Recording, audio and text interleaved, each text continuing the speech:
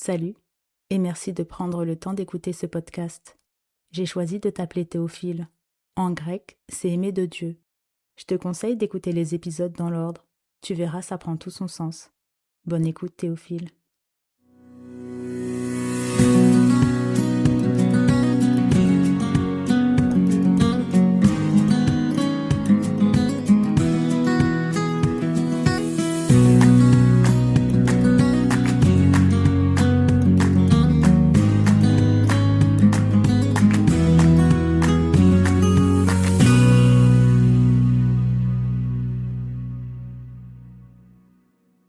Avec la force que tu as. Le Seigneur ne tarde pas dans l'accomplissement de la promesse, comme quelques-uns le croient, mais il use de patience envers vous, ne voulant pas qu'aucun périsse, mais voulant que tous arrivent à la repentance.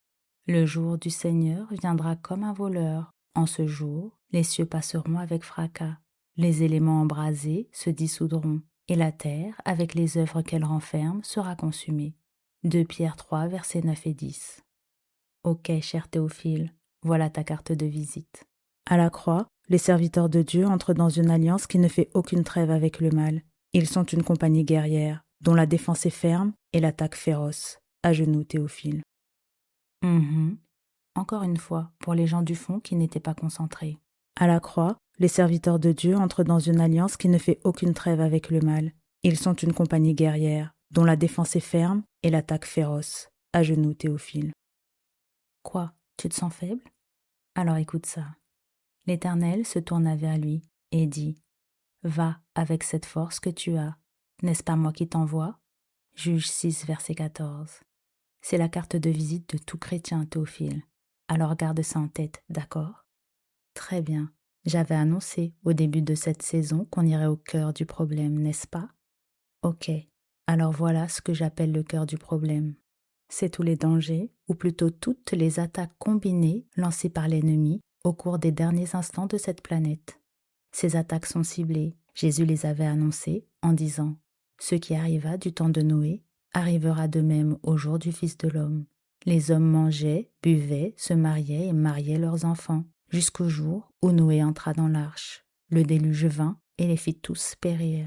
Ce qui arriva du temps de Lot arrivera pareillement. Les hommes mangeaient, buvaient, achetaient, vendaient, plantaient, bâtissaient. Mais le jour où Lot sortit de Sodome, une pluie de feu et de soufre tomba du ciel et les fit tous périr. Il en sera de même le jour où le Fils de l'homme paraîtra. » Luc 17, versets 26 à 30.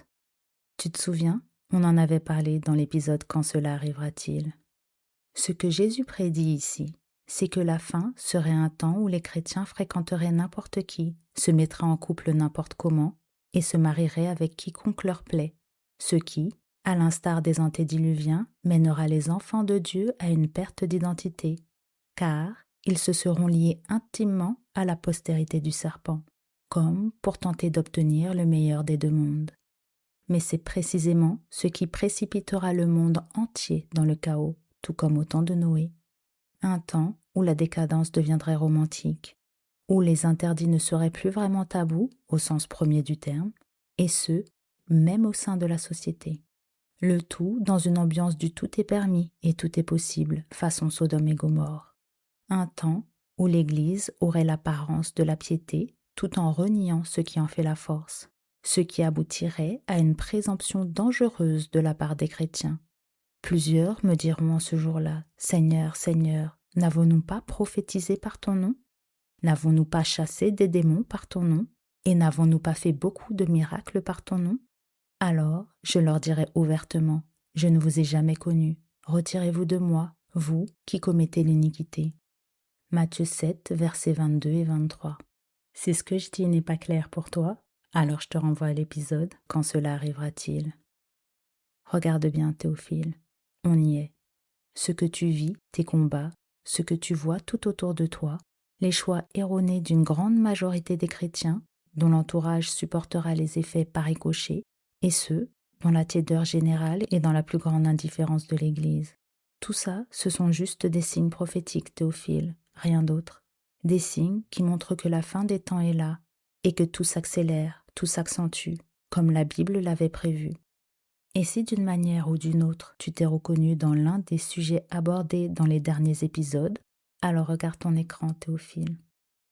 Comme on l'a vu dans l'épisode Ça devient romantique, une fois attiré et tombé en territoire ennemi, sur le terrain du diable donc, ce qui l'utilise pour t'enchaîner et te tenir éloigné de Dieu devient ton Goliath, Théophile. Et même avec la meilleure volonté du monde et tous les efforts qui vont avec, tu ne t'en sortiras pas. Non, parce qu'il n'y a que Jésus qui puisse te sortir de là. Tu vois à quel point ta situation est sérieuse? Ok, quoi qu'il en soit, tu n'es pas seul, Théophile. La clé de ta réussite et de la défaite de l'ennemi, c'est la carte de visite de ceux qui t'entourent, c'est-à-dire l'intercession de tes gens. Regarde, voilà ce qui se passe dans le monde spirituel sans que tu en aies conscience. Quand quelqu'un intercède pour toi, il donne à Dieu les pleins pouvoirs sur ta situation. Ce que tu ne peux plus demander honnêtement, l'intercesseur le réclame pour toi constamment. Car, quoi que ce soit que nous demandions, nous le recevons de lui, parce que nous gardons ses commandements et que nous faisons ce qui lui est agréable. Nous dit 1 Jean 3, verset 22. Et 1 Jean 5, versets 14 et 15 ajoute: Nous avons auprès de lui cette assurance que si nous demandons quelque chose selon sa volonté, il nous écoute. Et si nous savons qu'il nous écoute, quelque chose que nous demandions, nous savons que nous possédons la chose que nous lui avons demandée. Et puisque c'est la volonté de Dieu qu'aucun ne périsse mais que tous arrivent à la repentance, alors ça va, Théophile. Dans ce verset, la définition du terme repentance, métanoïa, en grec, c'est la tristesse qu'on éprouve de ses péchés et la douleur d'avoir offensé Dieu. Et je répète encore, Dieu dit, je chercherai celle qui était perdue, je ramènerai celle qui était égarée, je panserai celle qui est blessée et je fortifierai celle qui est malade. Elles seront en sécurité dans leur pays, et elles sauront que je suis l'Éternel quand je briserai les liens de leurs joues et que je les délivrerai de la main de ceux qui les asservissaient, nous dit Ézéchiel 34, versets 16 et 27. Tu vois, Théophile, Dieu s'occupe de tout. Il n'a besoin que de ta volonté, de ton accord pour changer ta situation. Et même là, c'est lui qui produit le vouloir et le faire en toi, selon son bon plaisir. Pas contre ta volonté, mais grâce à l'intercession de ceux qui t'entourent, et qui permettent à Dieu de briser les chaînes qui te retiennent. Ça va aller. À part ton entêtement, parce que tu as quand même ta part à faire, tu ne crains rien. Très bien. Maintenant, à toi qui es en mesure d'utiliser ta carte de visite. Toi qui connais quelqu'un tombé en territoire ennemi. Toi qui es en capacité de lutter à genoux pour autrui comme si demain n'existait pas. Pour ce faire, il va falloir apprendre la patience et la persévérance. Et il va falloir acquérir une foi à toute épreuve. Ta mission se trouve dans Job 33, verset 19, puis 22 à 24. Par la douleur aussi, l'homme est repris sur sa couche, quand une lutte continue vient agiter ses os. Son âme s'approche de la fosse et sa vie des messagers de la mort. Mais s'il se trouve pour lui un ange intercesseur, un d'entre les 1000 qui annonce à l'homme la voie qu'il doit suivre, Dieu a compassion de lui et dit à l'ange: Délivre-le, afin qu'il ne descende pas dans la fosse. J'ai trouvé une rançon. Ange, au verset 23, c'est Malak en hébreu, qui signifie messager ou envoyé. Par exemple, c'est aussi Malak qui est utilisé dans Josué 6, verset 17, pour parler des messagers envoyés par Josué pour explorer Jéricho, et que Rahab a caché. Donc, l'ange intercesseur dont Dieu parle dans Job 33, verset 23, c'est toi, Théophile. Samuel dit dans 1 Samuel 12, verset 23, version second 21, « Je ne veux certes pas pécher contre l'Éternel en cessant de prier pour vous. Au contraire, je vous enseignerai le chemin bon et droit. » Dans ce verset, prier pour ou intercéder, c'est palal en hébreu, qui signifie intervenir, s'interposer ou prier. Souviens-toi, Théophile, que tu es dans un combat. Tu t'interposes comme un soldat. Donc, tu risques d'être attaqué à ton tour. Souviens-toi aussi que le juste tombe 7 fois, mais il se relève, nous dit Proverbe 24, verset 16. Dieu ne le laisse pas à terre. Et Salomon nous dit encore, dans Proverbe 12, verset 26, que ce même juste montre à son ami la bonne voie. Donc une fois de nouveau sur tes pieds, tu reprends ton combat, tu reprends ton intercession. Ton modèle dans cette affaire, c'est Jésus lui-même. Tu as remarqué qu'il commençait et terminait ses journées seul dans la prière? Et est-ce que tu as aussi remarqué que dans la liste des dons spirituels que dresse Paul, qui servent à l'édification de l'Église, donc à sa fondation ou sa constitution si tu préfères, il n'est pas parlé du don de la prière ou du don de l'intercession, c'est pareil. Et attends, la prière n'est pas non plus représentée par une arme quelconque dans l'armure du chrétien. T'as remarqué? Non, parce que la prière, c'est la respiration de l'âme, dit-on souvent. Donc, un chrétien qui ne prie pas, c'est un soldat à terre. Du coup, l'intercession, c'est la vie même du chrétien, c'est la base de tout ministère, Théophile. Quel que soit ton don spirituel, tu n'accompliras rien venant de l'Éternel sans prière d'intercession en faveur des gens que tu rencontreras. C'est aussi pour cela qu'il peut sauver parfaitement ceux qui s'approchent de Dieu par lui, étant toujours vivant pour intercéder en leur faveur, nous dit Hébreux 7, verset 25. C'est notre modèle, Théophile. Et le message que tu proclames, c'est le sien. Matthieu 4, verset 17 nous dit « Dès ce moment, Jésus commença à prêcher et à dire « Repentez-vous, car le royaume des cieux est proche. » À la question du peuple « Que ferons-nous donc ?» dans Luc 3, versets 10 à 14, Jean-Baptiste répond « À la foule, il enseigne à partager ses biens avec les plus démunis. Aux collecteurs de taxes, il commande d'arrêter les détournements de fonds et aux soldats de cesser les extorsions. » Jésus est plus direct.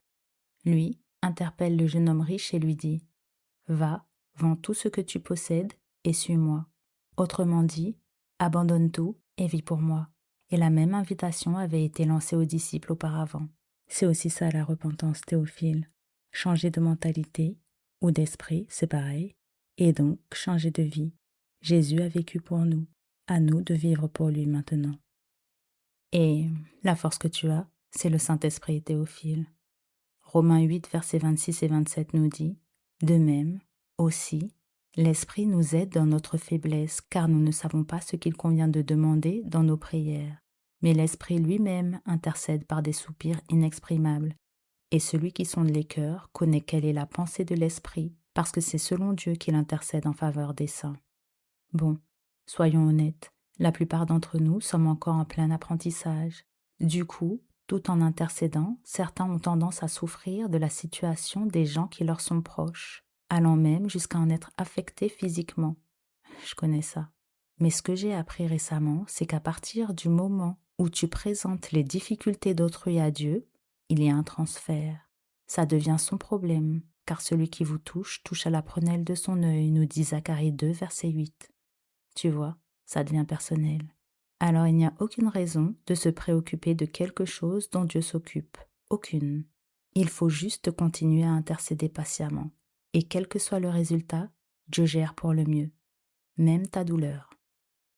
Après, prier pour les gens qu'on aime, c'est la partie facile. Mais Jésus dit aussi « Mais moi, je vous dis, aimez vos ennemis, bénissez ceux qui vous maudissent, faites du bien à ceux qui vous haïssent et priez pour ceux qui vous maltraitent et qui vous persécutent, afin que vous soyez fils de votre Père qui est dans les cieux. Car il fait lever son soleil sur les méchants et sur les bons, et il fait pleuvoir sur les justes et sur les injustes, nous dit Matthieu 5, versets 44 et 45. Oui, alors, là par contre c'est une autre histoire. Aimer, bénir et prier pour les gens qui nous maltraitent et nous persécutent? Non, mais à ce niveau, t'es obligé d'être un vrai soldat. Et c'est bien ça, Théophile. Regarde ça.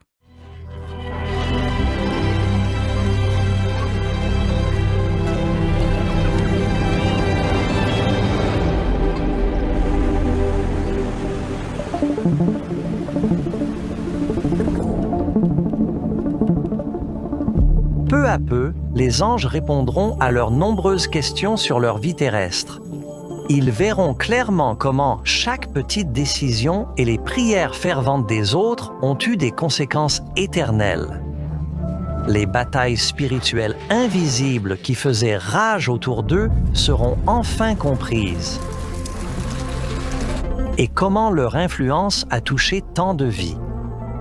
Puis Dieu, dans un acte de révélation ultime, les invite à participer comme juges, dévoilant devant eux tous les registres des perdus. Les pensées cachées des perdus sont maintenant exposées et le voile se lève, révélant les combats spirituels menés pour chaque âme. Même les actions et les motifs des anges déchus sont clairement visibles. Ne savez-vous pas que les saints jugeront le monde? Ne savez-vous pas que nous jugerons les anges? Le caractère ouvert et transparent de Dieu dans cette affaire est remarquable. Les dossiers des perdus sont examinés avec soin par d'autres humains qui connaissent les défis de la vie terrestre. Tous leurs mots et actions sont pesés face à la parole de Dieu, et au final, la justice de leur sentence est confirmée. Et j'ai vu des trônes, et ils s'y sont assis, et le jugement leur a été confié, et ils ont vécu et régné avec le Christ pendant 1000 ans. Le jour du jugement est arrivé. Ils montèrent sur la surface de la terre et encerclèrent le camp des saints dans la ville bien-aimée. Soudain, haut au-dessus de la ville, le Seigneur apparaît sur son trône glorieux.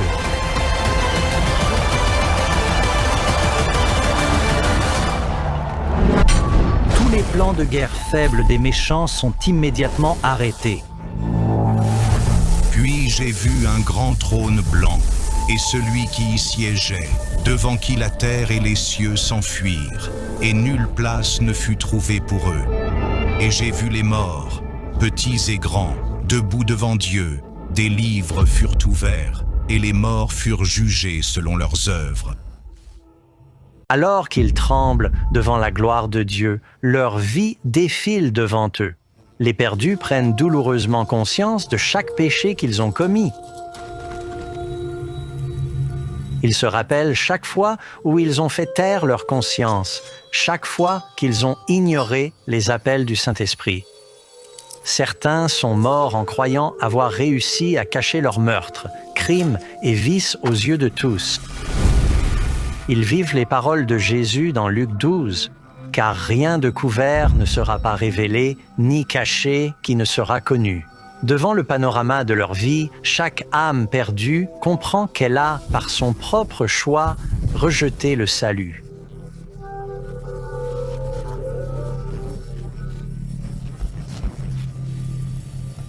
Tragiquement, la paix et le bonheur de ceux dans la cité ne leur appartiendront jamais. J'aime beaucoup. C'est un extrait d'Armageddon de Doug Bachelor. Si ça t'intéresse, le lien est dans la description, en version originale ou en français. Alors je le répète. Le Seigneur ne tarde pas dans l'accomplissement de la promesse, comme quelques-uns le croient, mais il use de patience envers vous, ne voulant pas qu'aucun périsse, mais voulant que tous arrivent à la repentance. Le jour du Seigneur viendra comme un voleur. En ce jour, les cieux passeront avec fracas. Les éléments embrasés se dissoudront, et la terre, avec les œuvres qu'elle renferme, sera consumée. 2 Pierre 3, versets 9 et 10. Ton intercession est capitale, parce qu'à la fin, chacun, bon ou mauvais, verra à quel point Dieu aura tout fait. Créer toutes sortes d'occasions, employer tous les moyens nécessaires et envoyer ces messagers qui avaient eux-mêmes intercédé auprès de Jésus et de l'Esprit pour sauver toutes les âmes.